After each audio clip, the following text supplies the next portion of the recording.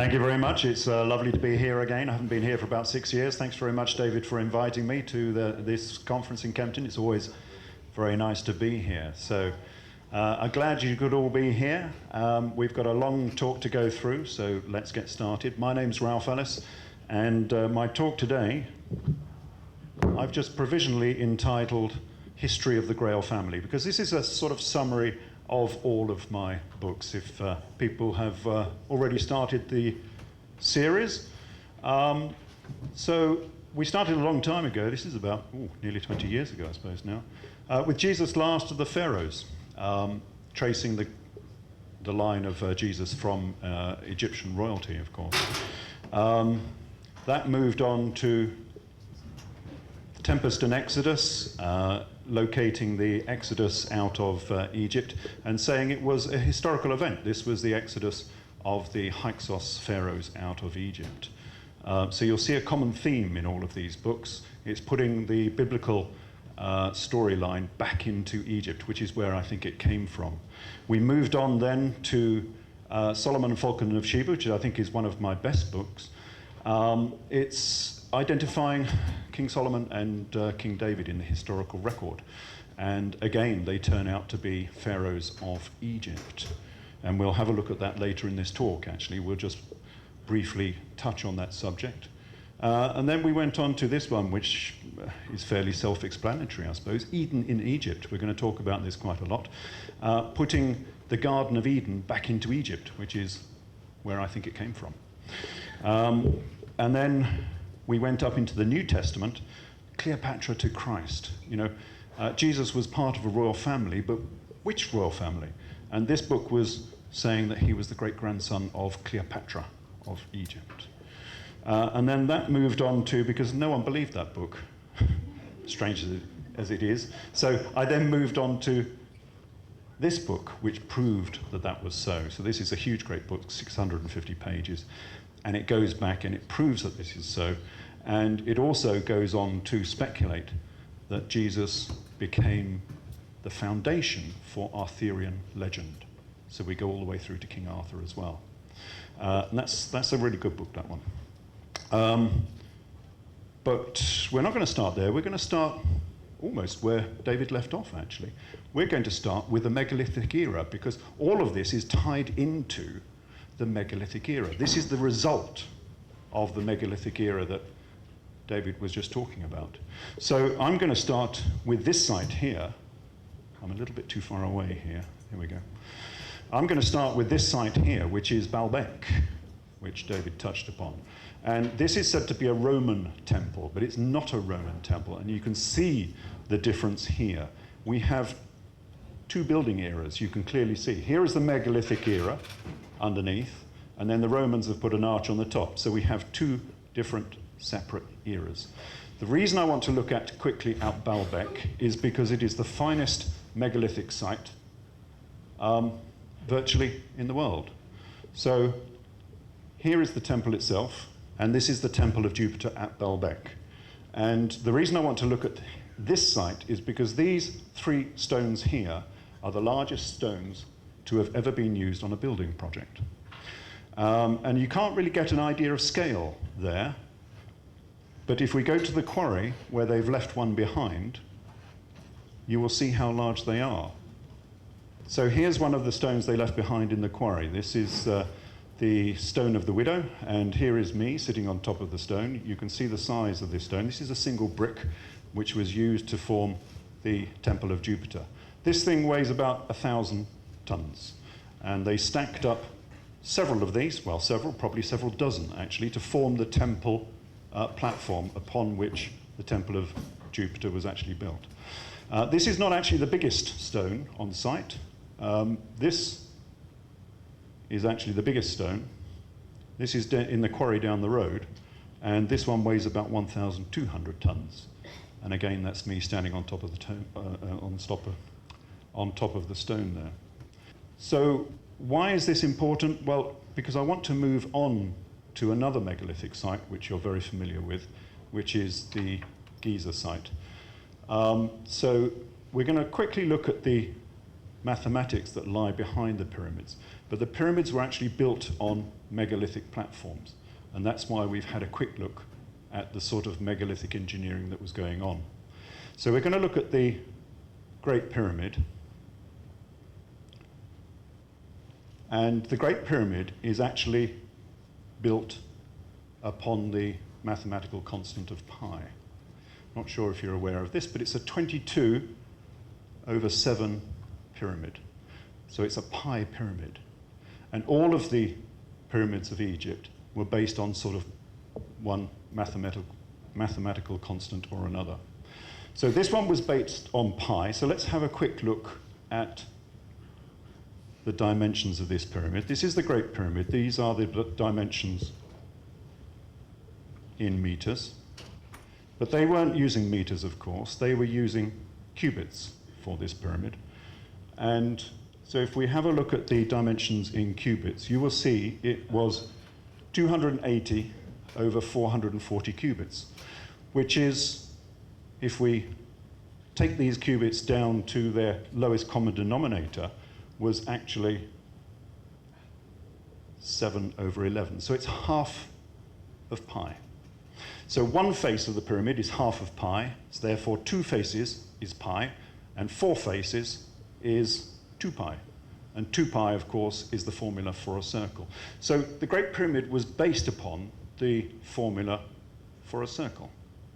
And there was a good reason for that, because they're encoding mathematics. They want you to look further and deeper into the mathematics that the Great Pyramid has. And the important thing about this is that the actual dimensions they used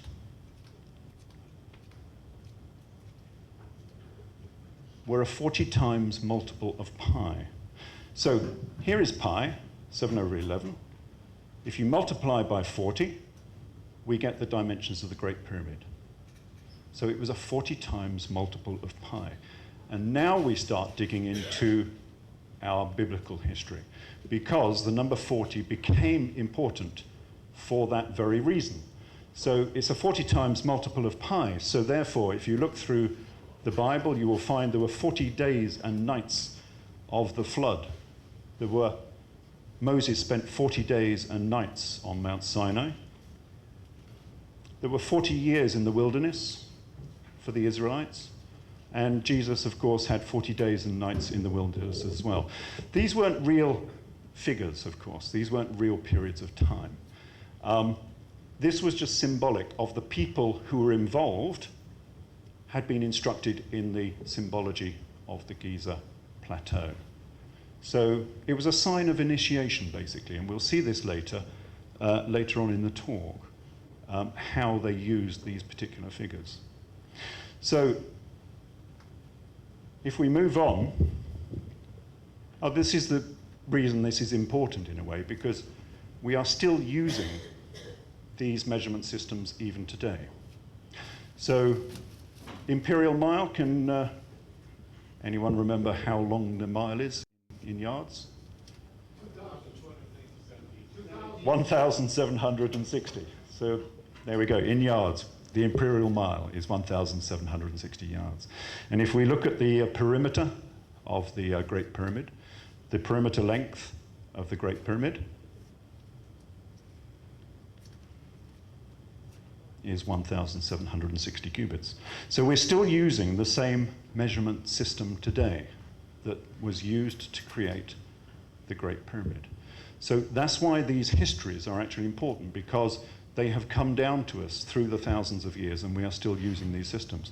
And we are still influenced by the culture that actually created the Great Pyramid. Because a lot of this history came out of Egypt. And that's why we want to look next at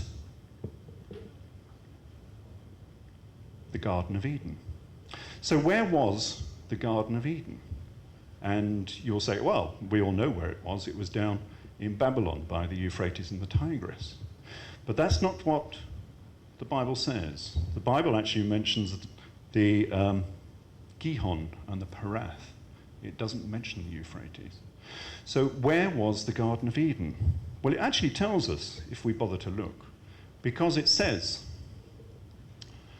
And a river went out of Eden to water the garden, and from there it was parted and became 4 branches. There is only one river in this area, in this region, that does that, and that is this one, the River Nile. It runs through the oasis of Egypt, and when it gets to Cairo, the Giza pyramids, it splits into the 4 branches. So it's quite clearly saying that the Garden of Eden was in Egypt. But whereabouts? Can we narrow this down at all? So, Garden of Eden, what was it called in the Bible? Now, in the Bible, it was called the Gan Eden. That's in the Hebrew there. It was called the Gan Eden, the Garden of Eden. Now, I think the Gan Eden was actually the Egyptian Kan Aten. And here are the hieroglyphs. K, A, N, Kan, I, T, N. Kan Aten. The garden of the god Aten. So where was the garden of the god Aten? Well, it was in Atamana. And that was the city, of course, of Akhenaten and Nefertiti. This is where they lived. This was their new city that they built in Middle Egypt. So the Garden of Eden, the Kan Aten, was actually in the capital city of Akhenaten and Nefertiti. So what I'm saying here, if you follow through the logic, what I'm saying is that Akhenaten and Nefertiti were actually Adam and Eve. They were the prototype for this Genesis story. And that is why, of course, if you read the Genesis story, Adam and Eve are always said to be naked. Why? Because if you go to Amarna, you will find that Akhenaten and Nefertiti are always displayed as being naked. So here are then the 2 lovebirds of the Garden of Eden, and they are Akhenaten and Nefertiti. And the reason I like this particular theory is because it explains things. Any good theory should be able to tell you things that you did not know before. It should enlighten us about secrets that we didn't know before. And this particular theory does that because it explains the whole concept of the forbidden fruit. So what was this all about? There was this tree in the Garden of Eden, and they weren't allowed to eat the fruits. But they did eat the fruits, and therefore God was angry, and they were thrown out of the garden. What does this mean? It's very difficult to explain in logical, normal terms if we look at it from the biblical point of view. But if we put it back into Egypt, we know exactly what it means, because we have an image of the tree of life and the tree of knowledge, and it's down at Karnak, and here it is. Okay, here it is. Here is the tree of knowledge. And you can see that it has fruits. Here is a fruit, here's another fruit. And you can see that Thoth is actually writing on the fruits. And here's the Pharaoh. This is actually Seti the first. And Seti is reading what it says on the fruits. And it's actually his name. It says Seti the first. So why is this important? Well, because the name of the Pharaoh was very important. As long as the name of the Pharaoh was upon the earth and people could read his name, then his soul would have an eternal life. If you cut out his name from the temples of Egypt, then the Pharaoh would die a spiritual death. So what was Eve being blamed for? For cutting out the fruits that had the names of the pharaohs and the names of the gods. And that is exactly what they were doing at Amarna. Because remember, Akhenaten was the first of the monotheists. And to be a monotheist, they had to destroy the old gods and the old order. And they were sending the army around Egypt and cutting out the names of the gods and the names of the pharaohs. They were cutting out the fruits from the tree of knowledge and the tree of life. That is why Eve was condemned for eating the apple from the tree, and that is why they were thrown out of the Garden of Eden. And that is exactly what happened to Akhenaten, of course, because opposition forces threw them out of the Garden of Eden. They were sent into exile. Archaeologists will say they were killed, actually, but I think they actually probably went into exile. So, that is the Garden of Eden. So what was the Genesis story then? So let's have a quick look at the Genesis story. So the Genesis story at the beginning of the Bible, I think, was actually a copy of the hymn to the Aten. The hymn to the Aten was a hymn written by Akhenaten himself. And it wasn't a creation epic. This was a story about the dawn of a new day. It was probably part of their daily liturgy. So as the sun came over the horizon, they would probably sing this song or chant this particular hymn. And it's all about the sun coming over the horizon and its rays illuminating the land and warming the animals and the birds, so they stretch their legs and they stretch their wings and they come back to life. So this wasn't the creation of these animals and birds, this was them coming back to life after the death of the previous night. So let's have a look at a couple of these verses then. It says from Genesis, God breathed into his nostrils the breath of life, and man became a living soul. But from the hymn to the Aten, it says, to make them live, God gives the breath of life to their noses. And God separated the light from the darkness as you dispel the dark. And God said, let the waters bring forth abundantly the moving creature that has life and the fowl that may fly above the earth. God made all the peoples, the herds and the flocks, upon all earth that walks on legs, all on high that fly on wings. And confuse their language that they may not understand one another's speech. Their tongues will differ in speech. And this goes on and on, all the way through the Genesis story. You can compare all of the verses to the hymn to the Aten. It is clearly a copy of the hymn to the Aten. So what happened here is when they were compiling this Old Testament, they had scraps of information that came in from all sides. And one of those was the hymn to the Aten. And someone obviously looked at this and thought, well, actually, that looks like a creation epic. Creation epic has to go at the front. So they stuck it at the beginning of Genesis. However, this is a story about Akhenaten, and as we'll see later, this was actually part of the Exodus event. That's where it should have gone. So it should have gone in the little section about Moses and the Exodus. So that was Genesis and the Garden of Eden. So let's go on a little bit and have a look at the Exodus event, because that is to do with Akhenaten as well. So, Exodus. Now, we're going to have a look at a passage here that might seem a bit similar to you, familiar to you. But this is not from the Old Testament. This is from the history of Manetho. So this is the history of Egypt. And it says, 80,000 lepers and maimed priests were exiled to a quarry on the east bank of the Nile.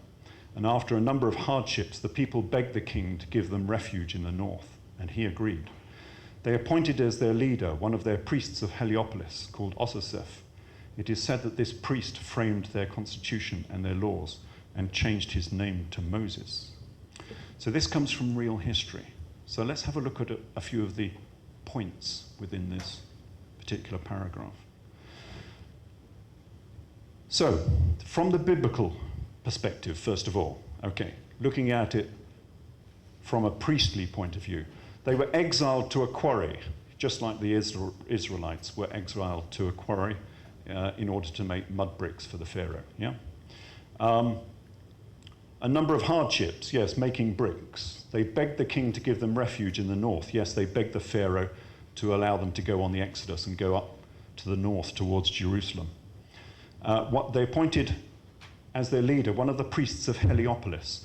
Remember that Joseph, him of the coat of many colours, was also a priest of Heliopolis, and dare say Moses was likewise, who framed their constitution and their laws.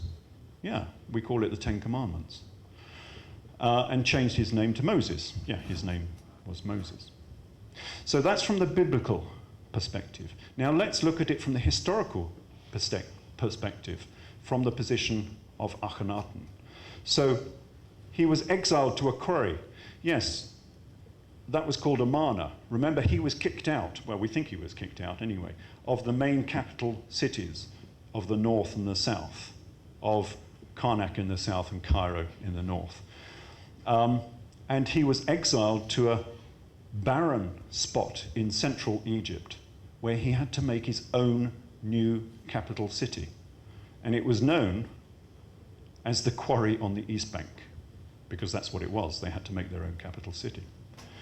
After a number of hardships, they had to create their own capital city. Yeah, there was lots of hardships. They begged the king to give them refuge in the north. Yes, they did. The king in this case they're begging is their own king, Akhenaten himself, because there are opposition forces trying to wipe them out, basically. They appointed as their leader one of the priests of Heliopolis. Yeah, that was Akhenaten's brother, who framed their constitution and their laws. Yes, they did frame new constitutions and laws because Akhenaten was a monotheist. He was changing the entire theology of Egypt and changed his name to Moses. Yes, because the brother of Akhenaten was called Moses, Tuthmosis. So what we have here is a very, very similar story. So what I'm saying here, and there is a lot more information, of course, in the books that sort of prove this particular point, is that the two brothers from the Bible, Moses and Aaron, were actually, in history, Moses and Akhenaten. So this is actually a real story. It comes out of Egypt. All of these stories appear to come out of Egypt. And this is another one, because where did they go to? They ran off on the Exodus, and they went to Mount Sinai. But where is Mount Sinai? They've lost it. How can you lose your most sacred mountain? They say it's in the Sinai Peninsula, but that's impossible. You cannot take 500,000 people into the Sinai Peninsula for 40 years and have them still alive after 40 years. You'd go in with 500,000, you'd come out with 5.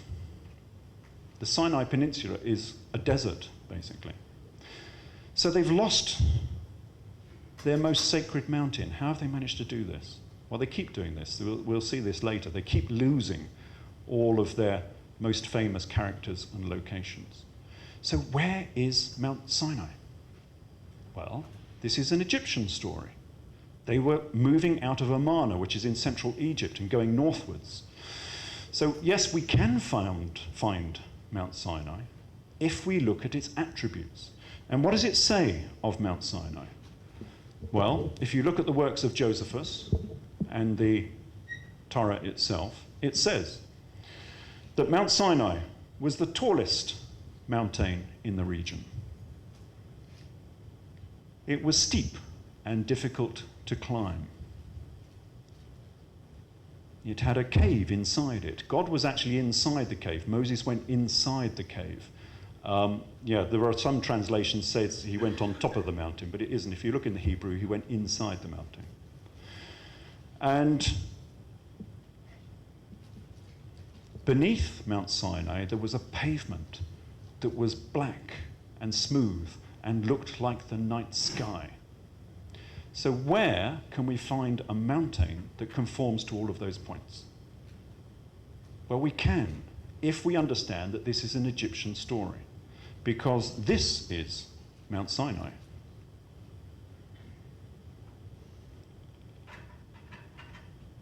And here it is. It's the Great Pyramid of Giza. Because it conforms to all of those points. It is the tallest pyramid in the region. Yes, that's why it's called the Great Pyramid. It is steep and difficult to climb. Yes, if you've been there, you will see how steep and difficult it is to climb, especially when it had its original cladding stones on there, of course. It had a cave inside it. Well, yeah, it does. It has the chambers, of course, inside it. And where God was located, you've got to remember that these were not tombs. None of the pyramids were tombs. No pharaoh has ever been found inside a pyramid. These were not tombs. This was a temple complex. And it was a temple complex that was dedicated to astronomy and to mathematics. But it was not a tomb site. So these were temples dedicated to the gods. And that's why God was located in the Great Pyramid. And finally, one of the most conclusive parts of this is, what was the pavement that was black and looked like the night sky? Well, you're not going to find that in the Sinai Peninsula. But if you go to the Great Pyramid, at the base of the Great Pyramid, of course, we have this. The great black basalt pavement at the base of the Great Pyramid, on the eastern side of the Great Pyramid. And of course, I mean, this is all broken up now. It was broken up in antiquity. But originally, this would have been smooth and polished and looking like the night sky. So this was Mount Sinai. It was the Great Pyramid. And the final proof that it was the Great Pyramid is coming back to that metrology that we looked at earlier. That's why we went through that little section on the Great Pyramid earlier. Because the Great Pyramid is a 40 times multiple of pi. And that's why the Bible says that the Israelites were in around Sinai for 40 years, and Moses went inside the pyramid for 40 days and nights. It's simply a little confirmation that we're talking about the Great Pyramid here, because the Great Pyramid is a 40 times multiple of pi. It's a nice little confirmation that this is correct. So, we move on a few centuries. So this was the Exodus event. And then the Israelites were up in Jerusalem, of course. And then they grew to positions of power.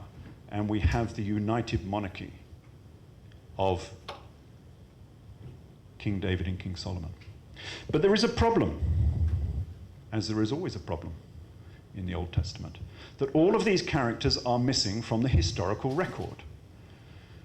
It doesn't matter whether it's, Abraham, Jacob, Isaac, King Solomon, King David, Jesus, Saul. Everybody is missing from the historical record. How can that be? You've only got two options here. Either the whole thing is mythology and it's all been made up, or we're looking in the wrong location or the wrong era. Now, the two archaeologists of Israel, Finkelstein and Silberman, have been through Israel. And they've done a lot of archaeology over there, and their assessment is that in this era, Jerusalem was no more than a village. There was no empire, there was no palace, there was no temple, there was no army, there was nothing. So where are they? Again, you've got these two options. Either it's all mythology, or we're looking in the wrong location, or the wrong era. In this case, we are looking in the wrong location. So, how do we find King David? Well, let's have a look at his attributes again. Same as with the Great Pyramid and Mount Sinai. So, what is King David known for? Well, he is known for the Star of David, of course. And he's also known for the city of David. So, can we find a king who was closely allied to the star and the city? And these are the two Egyptian hieroglyphs, which gives you a little bit of a clue. So yes, can we find a king who is identified with the star and the city? Yes, we can. And his name was Paseba Kahunit. And here's his cartouche. Okay, so here's the cartouche. You read from the blunt end down to this end. So, pa, siba, kahayena, nuit. My star rises in my city. And you can see his cartouche contains the star glyph and the city glyph. This is why King David was known for the star and the city. But he was, of course, an Egyptian pharaoh. But the Bible wasn't completely wrong, because he was also king of Judea. Because his capital city might have been in the Nile Delta, but during their reign and the reign of his sons, they actually conquered all of Judea as well. So he was king of Lower Egypt, and he was king of Judea as well. So he was king of Judea. But his capital city was not at Jerusalem. It was in Tanis, in the Nile Delta. So how can you confuse Jerusalem and Tanis? How did they get this big confusion? Well, simple.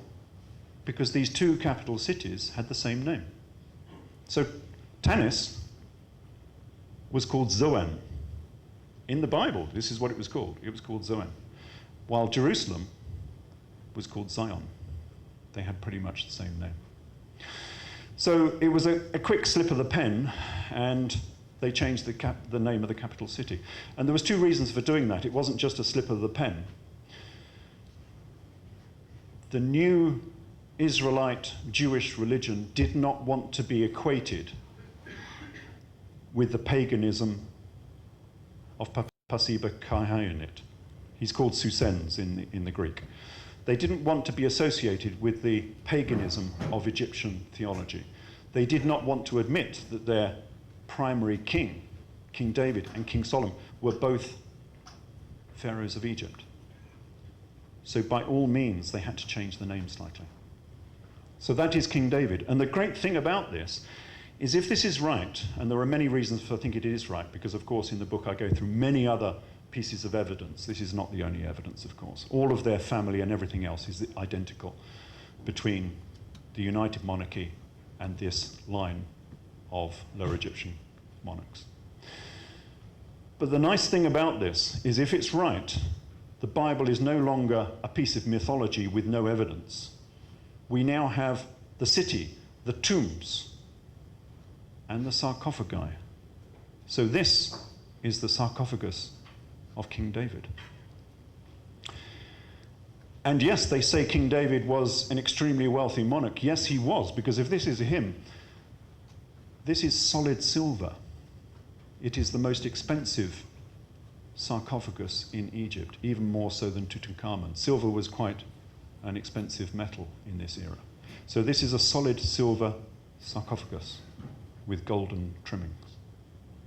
So it's an interesting story, and as I say, there's lots of evidence in the book that proves that this is so. So you're getting this theme running through these books, that the whole of the Old Testament comes out of Egypt. What the Old Testament was, it was the day book of the pharaohs of Egypt, specifically the lower Egyptian pharaohs, the Hyksos, the shepherd kings. The day book was the diary of the pharaohs. It recorded all of the events of the royal court, the family, their relationships, their deeds, their wars, everything that was going on. And that's what became the Old Testament. So if we move on, as we will, to the New Testament, bear in mind, of course, that all of this came out of Egypt. And that's what we'll be looking for when we look to find Jesus in the historical record. Because we have this same strange situation where the two most powerful and well-known people of the last 2,000 years, the two most influential people, St. Paul and Jesus, are both missing from the historical record. How can that be? How can we lose all of these famous characters? Again, either they're fiction, mythical, or we're looking in the wrong location or the wrong era. In this case, we are actually looking slightly in the wrong era, as we will see later. So I've called this, the title of this particular page, Prince Jesus, or King Jesus. That's what one of my books is called. And you'll say, no, of course, he was just a carpenter. No, he wasn't. Because the New Testament does not say he was a carpenter, of course. What it says is that he was a tekton. And a tekton does not mean carpenter. It means an architect. You can hear the Anglicism on the end of it. But this was not a builder. He was not making houses and temples. He was a speculative architect. He was a mason. And if you read the raising of Lazarus in the Gospel of John, it is a standard third-degree raising from any Masonic temple. So he was a mason. Masonry goes back into Egypt, of course. It's a very old institution. So Jesus was a mason. But he was also royal, and we can have evidence of this because King Herod feared him. King Herod would not fear a carpenter, of course, but he would fear a prince who had arrived in his realm, especially if he had better credentials, of course, than he had himself. He was also hailed as the King of the Jews. So if you go into any church or cathedral pretty much around Europe, you will see an image of Jesus sitting on the cross, and on top of him will be a little sign saying, INRI. And what does INRI mean? Isus, Nazrani, Rex Isus. Jesus, the Nazarene and King of the Jews. You can't have it both ways. You can't say that this guy was a carpenter and then in every church you put on a sign saying he was the King of the Jews. So he was royal. He was a king. And as we've seen before, he was probably of Egyptian extract, which is why if you look at the books of Josephus Flavius, he's often called the Egyptian false prophet because he came from Egypt. So we're looking for a prince of Egyptian extract. However, a caveat, because at his birth, of course, he was said to be, Mary Magdalene was also royal and rich. If you look at the Golden Legend, or even the works of Robert Eisenman, you will see that the tradition was that Mary Magdalene was both royal and very rich. Robert Eisenman says that she was probably the richest woman in Judea. Slightly different emphasis on the story. So, can we find this particular prince in the historical record? And again, the way we're going to do it is by looking at some of the attributes. What we're going to do is look at the nativity. So what are the elements of the nativity? Well, first of all, Jesus was royal. We've just seen that. But also, not only rich, but fairly obscure. We're looking for a royal family here that was so obscure they could easily be lost from the historical record. And you will not have heard, unless you've read my books, you will not have heard of this particular royal family. So we're looking for a royal family that was pretty obscure. They were on a journey for some reason, yeah? We all know about that. Something to do with taxation. They were in a state of poverty. I mean, this was supposed to be a royal family. What were they doing looking for an inn or going into a stable? They were in Judea, or Syria, in about AD 4, roughly. They were Jewish, of course. And final interesting point, they were visited by the Magi, the three kings. But the Magi were actually the priesthood of Persia, the kingmakers and priesthood of Persia. So what were they doing, being interested in a Jewish carpenter in Judea? Doesn't make sense, does it? But he was a prince. And if they were interested in a prince, then he must have had some Persian blood. So he must have been of Persian extract as well.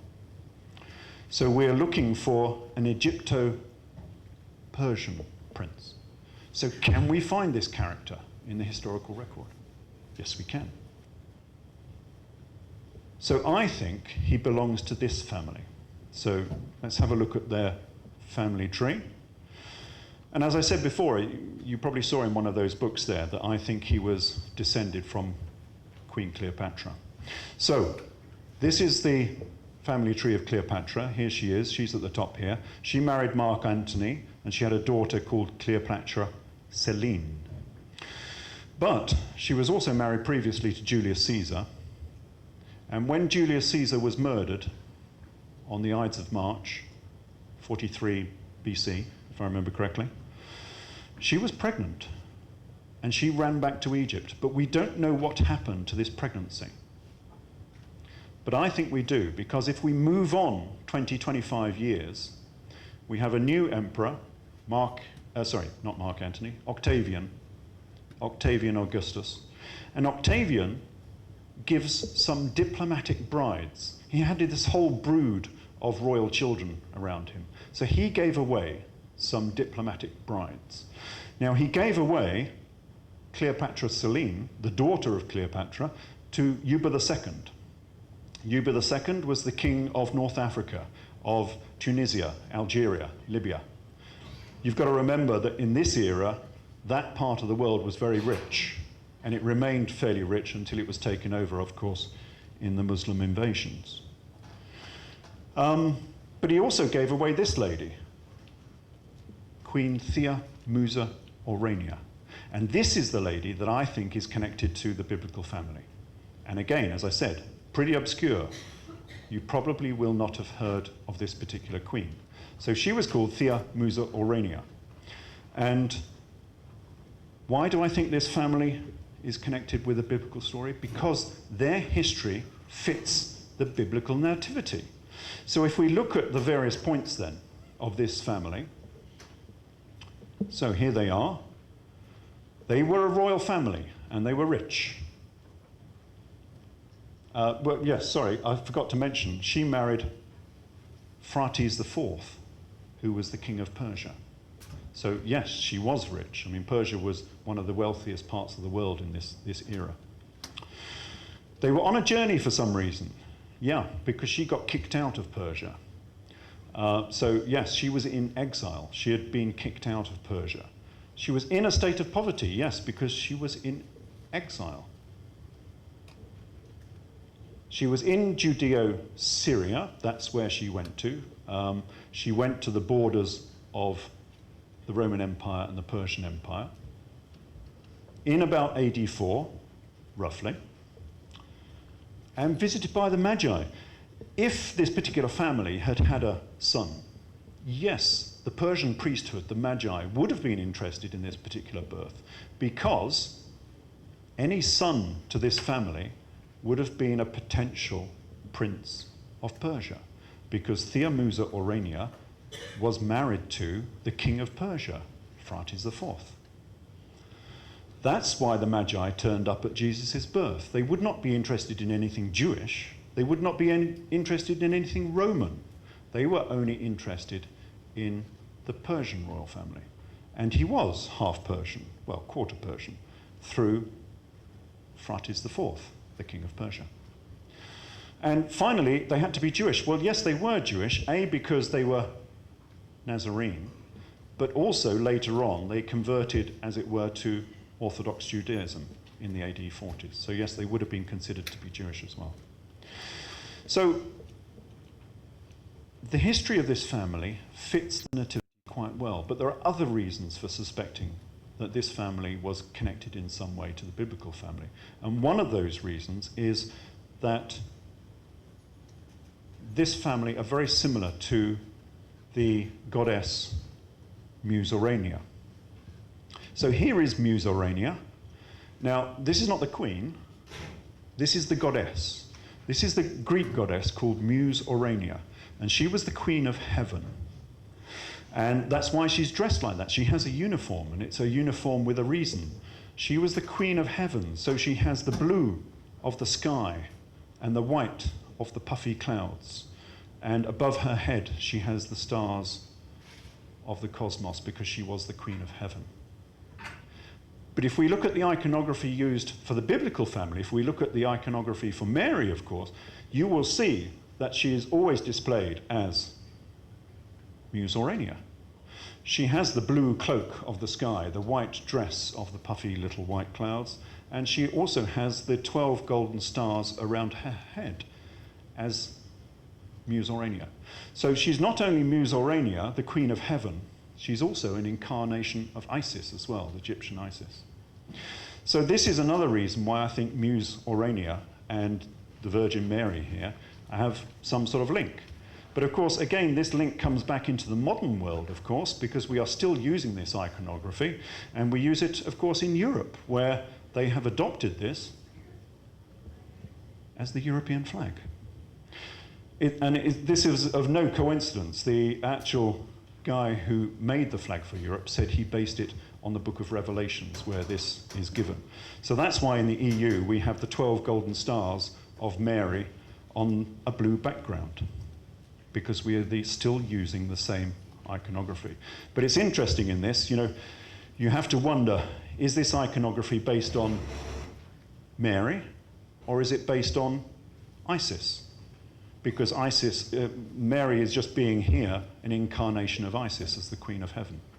So, is this Egyptian iconography, or is it Judean, Judeo-Christian? I don't know. Anyway, it's just interesting. But if we go down this family a little bit, of course this family had children, so if we look down the family tree,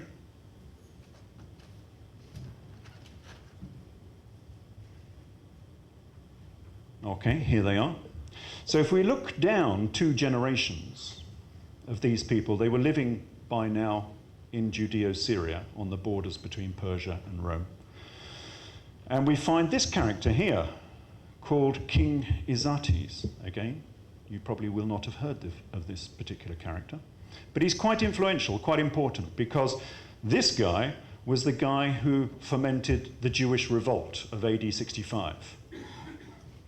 And he was captured by the Romans after the Jewish revolt. Now, his short name, his nickname, was actually King Isis. And I think you'll find here that this is who we're looking for, because he was King Jesus. So Isis was Jesus. So it's not a name necessarily descended from Joshua. It's a name that has Persian links to it, and he was called Isis. Remember, in the Greek, his name is Isis, is how it's pronounced in the Greek. They don't pronounce it Jesus, of course. Isis. And it came from King Isis, who was the king who led the Jewish revolt in AD 65 to AD 70. And we're going to have a look at that very shortly. But being a royal family, of course, Jesus could afford courtiers, so he had courtiers. And one of his courtiers was,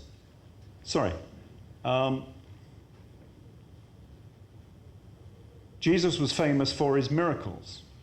But were these miracles or not? Because Jesus was a prince and he was able to afford courtiers, advisors, and court magicians. And one of the guys I think he employed, which was the most famous of all of his miracles?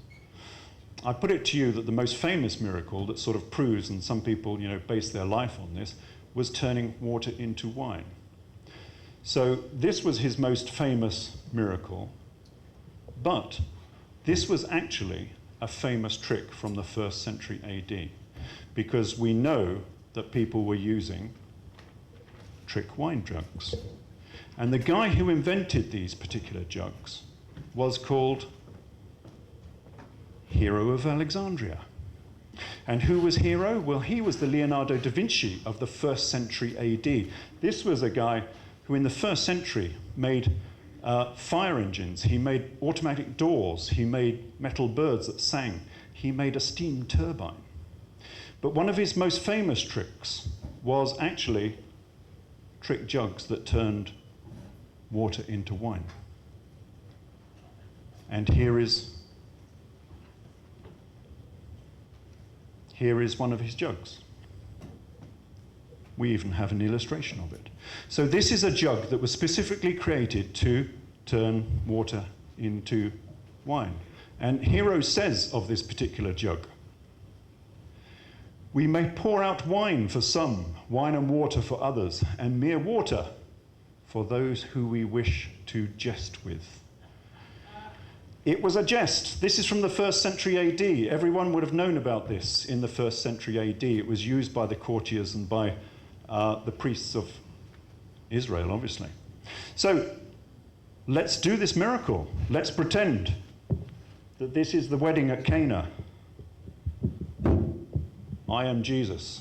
I am marrying Mary Magdalene. And you are the esteemed audience, and I wish to amaze you.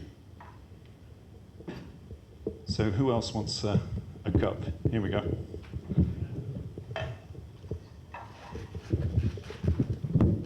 So I have made my own trick jug on this exact same design as this one here. I'll have to get a proper one made, actually. This is made from an old bleach bottle, but there we go. It does the same trick. So I don't have water and wine in here. I've got water and I've got coloured water. So my wine has to be green, I suppose, and the water is watercoloured. So would you like some water, madam? So here we go.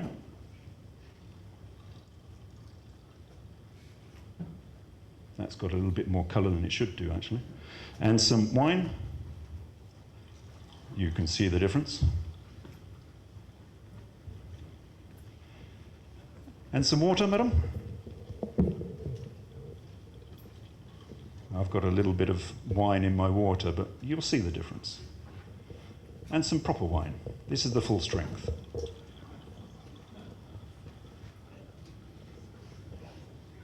So there we go. Would you like to hold up your glasses, please? Wine and water. It's a miracle. But you've got to ask yourself, why don't you know that this was a well-known trick from the 1st century AD? Why are some people, like nearly 1 billion people perhaps, are basing their life and their entire belief system on what was well known to be a 1st century trick? And it's a very simple trick. Well, actually, it's quite clever, I suppose. It's based upon water tension and suction. But you've got to be quite technical to understand, what's happening here. And it would have amazed, of course, many people in this era. So, yeah, Jesus was employing, quite obviously, Hero of Alexandria, because he was the guy who made these jugs. So he was a prince who was able to afford his own magi, his own magician. But where did they come from? Well, I think they came from this place here. Every royal family needs a power base. They too had a power base. And they came from Palmyra. And Palmyra is a strange place because it's right in the desert, and just in the 1st century AD, it turned from being a desert village, basically, into being one of the most important towns in the Roman Empire. All of a sudden. And the historians will say, okay, it was based on trade between the Roman Empire and the Persian Empire. No, it wasn't based on trade. It was based upon the fact that a queen arrived in that town, and she not only brought with her 200 courtiers and a complete army, but she brought with her half of the Persian treasury. That's why it became so rich.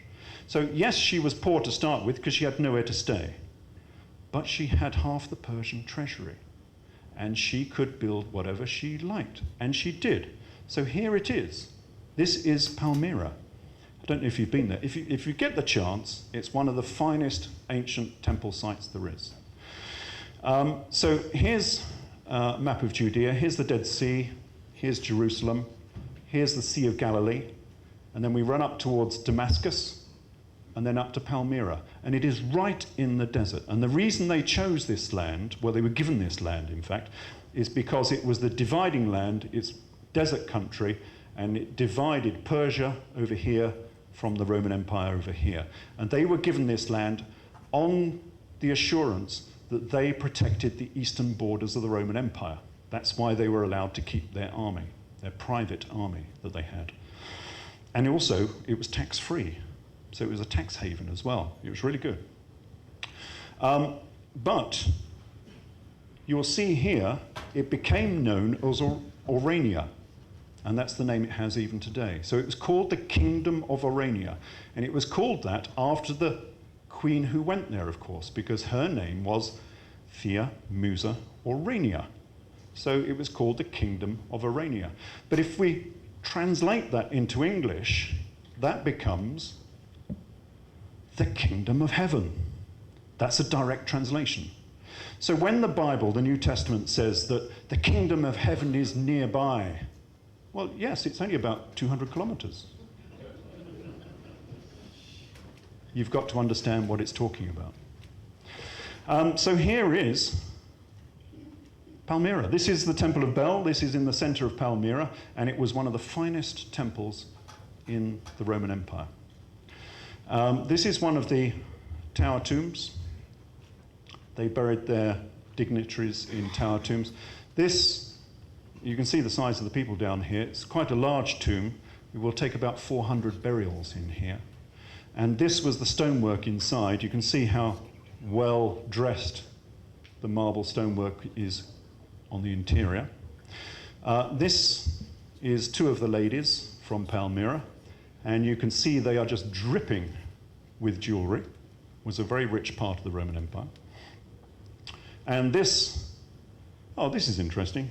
This is the tomb of Yahai. Anybody know who Yahai was? Yahai is John the Baptist. That's what he's known as in other texts outside the Bible. So, yeah, this is the tomb of Yahai, John the Baptist. It might not actually be him, but it could well be of his family, of course. And you'll see a scene here that is very reminiscent of the New Testament. You remember the Gospel of John, and Jesus is lying on his disciples' breast. This is at the Last Supper scene, yeah, if you remember the Last Supper. Jesus is lying on the breast of one of the disciples, and they dip bread into a large wine dish. Yeah? And here we have these chaps leaning on each other in the Persian style. And can you see the large dish he is holding in his hand, which you can dip your bread in? And of course, remember that this was the Last Supper. This is from a tomb, of course. And so this supper is being held in the afterlife. So this is the Last Supper.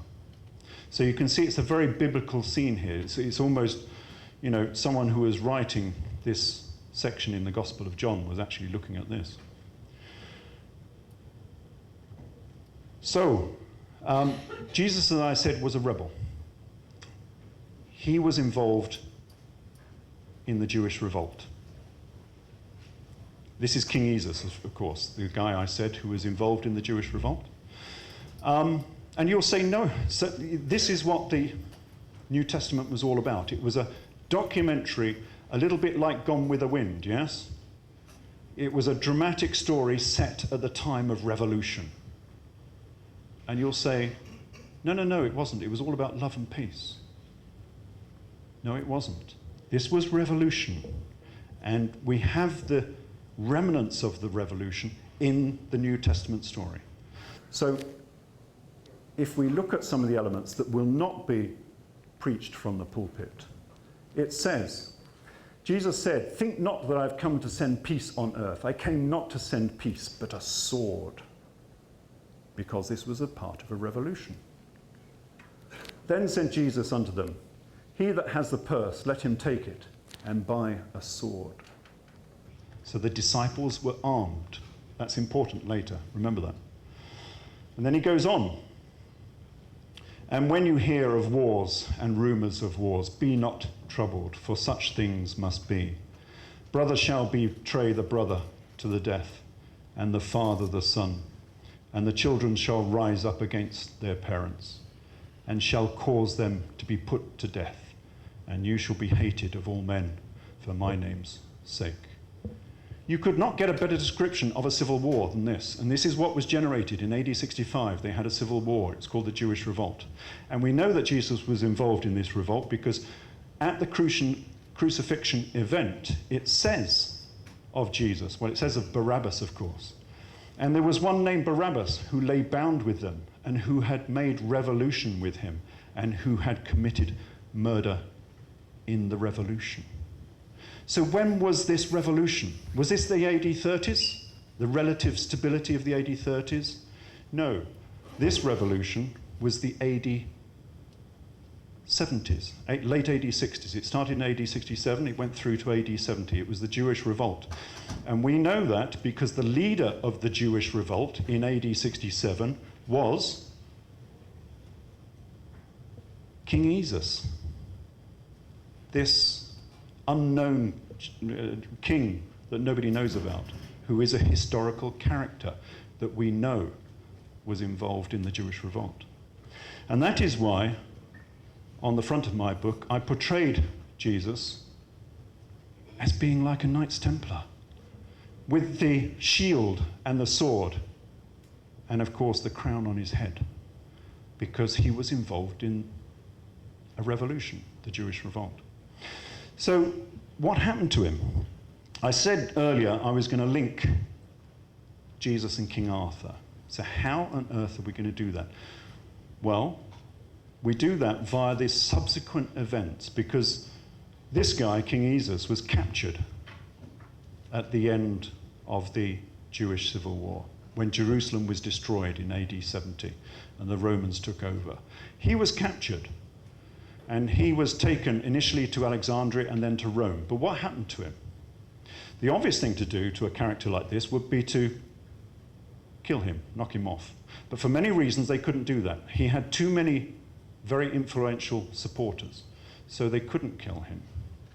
So the only alternative is to send the guy into exile. Now, where do you send a dangerous rebel? What you have to do is send him as far away as you possibly can from his position of power.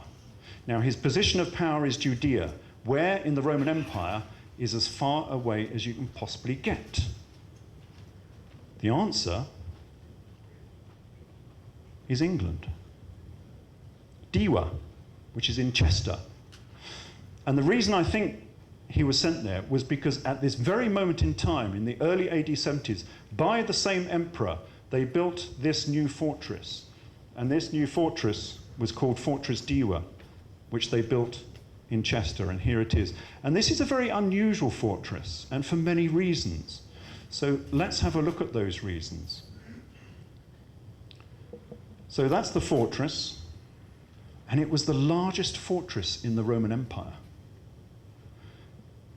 Strangely enough, it was hiding behind forests and marshes.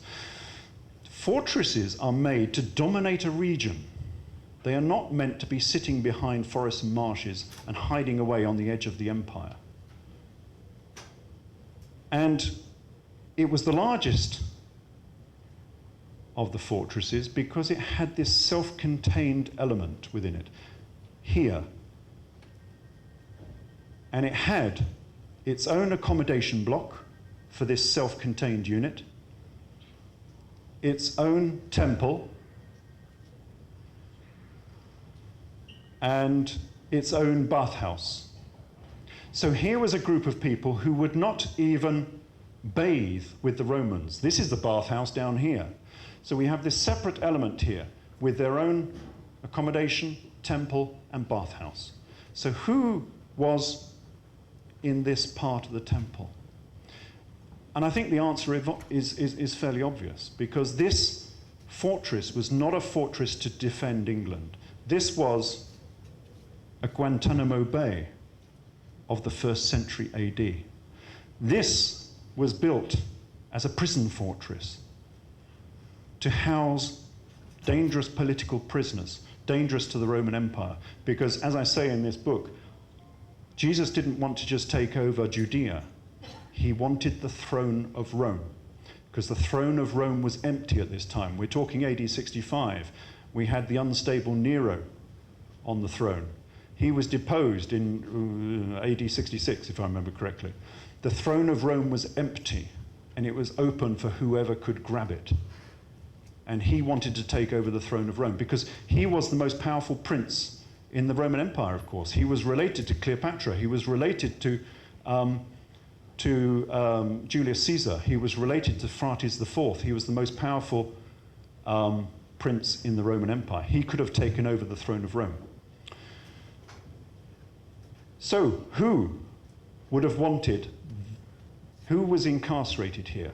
Well, we can tell who was there by the design of this particular temple, because it was unique in the Roman Empire, and it was the finest temple in the whole of England at this time. So, who would have wanted to build this particular temple? We can tell who from its particular design. So let's have a look at this temple. And I've called it the Temple of the Zodiac. And this is what it looks like. And we can see here it's formed by two intersecting circles. And you all know that shape? It's the Vesica Piscis. It's the sign of Pisces. But not only is it the sign of Pisces, it is divided into 12 alcoves. So it's quite obvious that this was not just dedicated to Pisces, it was dedicated to the entire zodiac. So here it is. This is the Temple of the Zodiac at Fortress Diwa. So who would have wanted this particular temple? Well, to find that out, we need to understand procession. And I presume you've all heard of procession. This is the slow wobble of the earth, which goes round once every 26,000 years. So that every 2,000, just over every 2,000 years, the constellations in the sky at the vernal equinox change. Now, from 1750 BC to 10 AD, Aries was the dominant constellation. That is why we had the patriarchs in the Bible called the shepherds, because they were born under Aries. That is why Alexander the Great wore the two horns of the ram, because he was born under Aries. But in 10 AD, we had a momentous change in the heavens above. And from 10 AD through to 2300, Pisces became dominant. And we stand now at the dawn of the age of Aquarius, as they say. So in 10 AD, there was this momentous change. And of course, the Magi, the priesthood, would have been looking for a special king that was born at this time, a special Messiah. And of course, that was Jesus, because that is why Jesus was born as a Lamb of God, because he was born under Aries, of course, but he became a fisher of men, because in his youth, or just as he was born, Pisces became dominant. And that is why, of course, fish symbolism became so synonymous with his Christianity. Well, it wasn't his Christianity, it was Paul's, but there we go. So that's why the symbol of Christianity became the Vesica Piscis, the sign of Pisces. So who would want a temple like this? Well, anyone associated with Jesus, of course. And that is why, if you look at the symbolism in the churches and cathedrals of Europe, you will see that Jesus is always depicted within the Vesica Piscis. So who would want this temple? Someone connected with Jesus. And I would say it was him himself who was actually exiled there in AD 70. And he stayed there for the rest of his life, as far as we know. And here is that temple. They've done a lot of excavations, of course, and this is a computer-generated image. Here it is. Because they don't know what it is, of course. But I think I do. And this is their computer-generated image of what it looks inside. Here we go. And as I said, it was the finest temple in England at this time. Remember, the the Romans had only come into England in about AD 44, I think it was. So they'd only been there about 30 odd years. And this was the finest temple in Britain at that time. So how do we get from this to King Arthur? Well, we're in the right region, of course. We're now in, the Welsh borders. But how do we get from King Jesus to King Arthur? Well, I think we can see the evidence from the round table symbology. So here is an image of the round table.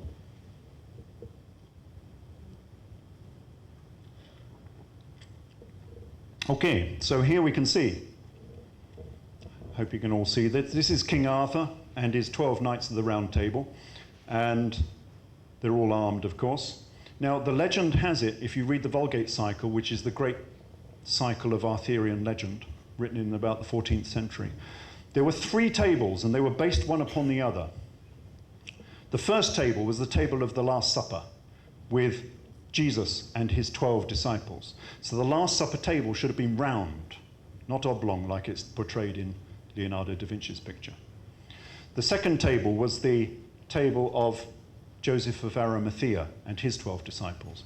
The third table was the table of King Arthur and his 12 knights. And the one was based on the other. So the Last Supper table should have been round. And don't worry that these guys are armed, of course, because we've just seen that the disciples were armed as well. That's what it says in the New Testament. But this imagery is not quite correct, because the Arthur character, the Jesus character, should be sitting in the middle of the table. Yeah? Why? Because this is not the original symbolism for the round table. The original symbolism was much more esoteric than this, and we're going to look at it. So this is going to change. Have a look at it. This is the original symbolism.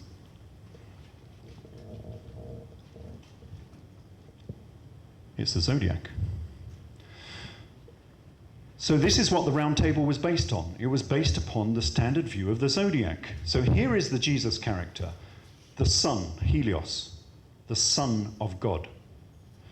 And that is a play on words that was deliberate, and it works in the Greek as well as it does in the English, yeah? So here is Jesus, the Son of God, surrounded by his 12 disciples, the 12 signs of the zodiac. This is the symbolism of the round table. So how did we get... this particular zodiac is quite pertinent, of course, to this particular piece of research, because this zodiac comes from the Sea of Galilee. Yeah, it's right on the shores of the Sea of Galilee, and it was built in the 1st century AD. How do we know that? Because these zodiacs are processional. It is not simply a zodiac, it is a calendar as well. And we can see here the head of Helios, here he goes. It's right on the join between Aries and Pisces. It's indicating the 1st century AD, 10 AD in fact, the change between Aries and Pisces. So this is a zodiac that Jesus could have walked upon. It was there at the Sea of Galilee, at his center of power in the 1st century AD. So this is what the later round table symbolism was based upon. But how do we get from this symbolism and the name of King Esus into the name for King Arthur? How did they devise this new name? Why did they devise this new name? Well, the reason they had to devise it, of course, is fairly obvious. The story now is that Jesus was exiled to Britain, where he was a prisoner in Fortress Diwa. You could not tell this story. These stories were written, of course, in the Vulgate cycle in about the 13th and the 14th centuries AD. You could not write that Jesus had survived the cross and had been exiled to England and lived the rest of his life as a prisoner in England, because that was absolute heresy. For telling such a story, you could be put to death. In fact, you could be burnt at the stake.